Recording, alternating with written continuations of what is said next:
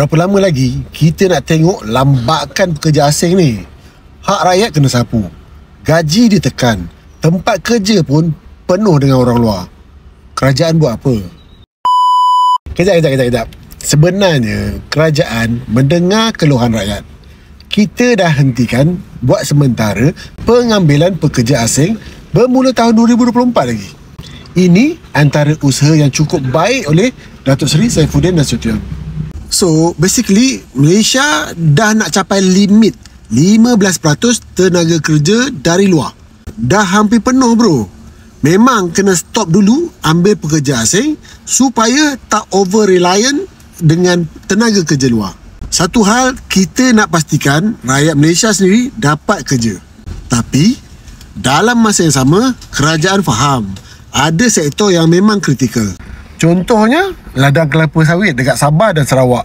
Dan of course lah, ada industri yang rasa susah macam pembinaan, perencitan, semua tu. Tapi inilah peluang. Diorang nak ubah model bisnes. Kurangkan kebergantungan kepada tenaga luar. Datuk Seri Saifuddin bukan buat sorang-sorang. Dia kerja tu, dia buat kerjasama dengan Kementerian Sumber Manusia, YB Steven Sim. Dia nak pastikan pekerja asing dilayan dengan adil dan tak ada isu eksploitasi. So jangan risau, bukan dia stop ataupun pause selamanya. Nanti akan ada pusat senti khas yang akan percepatkan proses bila nanti dia akan buka balik dari 29 bulan kepada 15 bulan sahaja.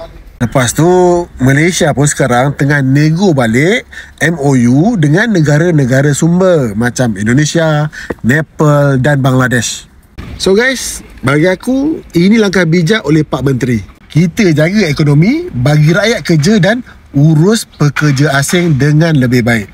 Ini adalah langkah strategik demi ekonomi yang mampan dan masa depan rakyat Malaysia.